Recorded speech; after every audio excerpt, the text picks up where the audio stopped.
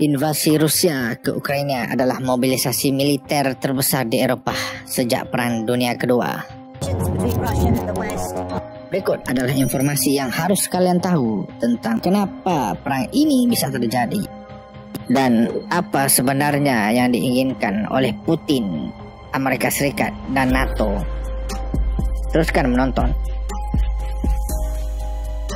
Harus kita ingat bahwa ini bukanlah perang antara Rusia dan Ukraina, tapi kekuatan baru yang bernama Rusia yang menentang kekuatan status quo, yaitu Barat, atau lebih tepat NATO.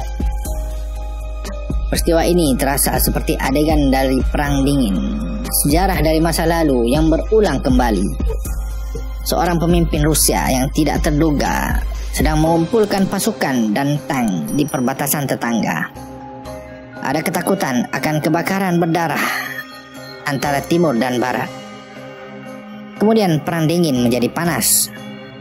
Pemimpin itu, Vladimir Putin, memerintahkan pasukan Rusia untuk menyerang Ukraina. Dampaknya langsung dan berjangkauan luas. Sekarang setelah peluncuran invasi berskala penuh Rusia pada tanggal 24 Februari, mobilisasi kekuatan terbesar di Eropa sejak 1945 sedang terulang kembali. Sejauh ini Moskow telah disangkal kemenangan cepat yang diantisipasinya dan gagal merebut kota-kota besar di seluruh negeri termasuk Kiev, ibu kotanya. Ini telah dibebani oleh militer yang tidak siap dan telah menghadapi perlawanan keras dari tentara Ukraina dan pejuang perlawanan sipil. Namun sebenarnya Rusia memiliki kekuatan militer yang unggul dan Putin telah mengindikasikan bahwa dia kemungkinan tidak akan mundur dari tujuan utamanya untuk merebut Kiev, menggulingkan pemerintah Ukraina yang terpilih secara demokratis, dan memasukkan negara itu ke dalam orbit Rusia. Invasi tersebut mengancam untuk mengacaukan kawasan pasca Soviet yang sedang bergejolak, dengan konsekuensi serius bagi struktur keamanan yang telah mengatur Eropa sejak 1990-an. Putin telah lama menyesali hilangnya Ukraina dan republik-republik lainnya ketika Uni Soviet pecah.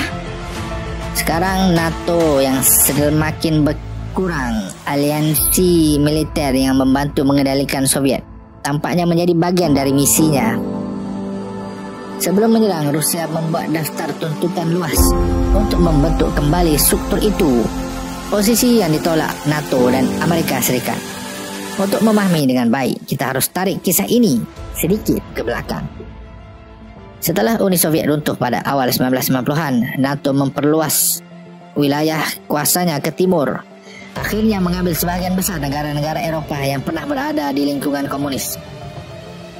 Republik Baltik, Lithuania, Latvia, dan Estonia yang pernah menjadi bagian dari Uni Soviet bergabung dengan NATO. Begitu pula Poland, Romania, dan lain sebagainya. Akibatnya NATO bergerak ratusan mil lebih dekat ke Moskow, berbatasan langsung dengan Rusia. Dan pada tahun 2008, ia menyatakan bahwa mereka berencana suatu hari nanti untuk mendaftarkan Ukraina. Meskipun itu masih dipandang sebagai prospek yang jauh pada waktu itu.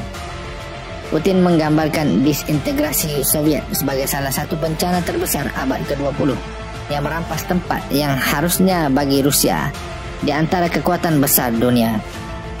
Dia telah menghabiskan 22 tahun berkuasa untuk membangun kembali militer Rusia dan menegaskan kembali pengaruh geopolitiknya. Presiden Rusia menyebut ekspansi NATO sebagai ancaman dan prospek bergabungnya Ukraina sebagai ancaman besar. Ketika Rusia tumbuh lebih tegas dan lebih kuat secara militer, keluhannya tentang NATO semakin nyaring.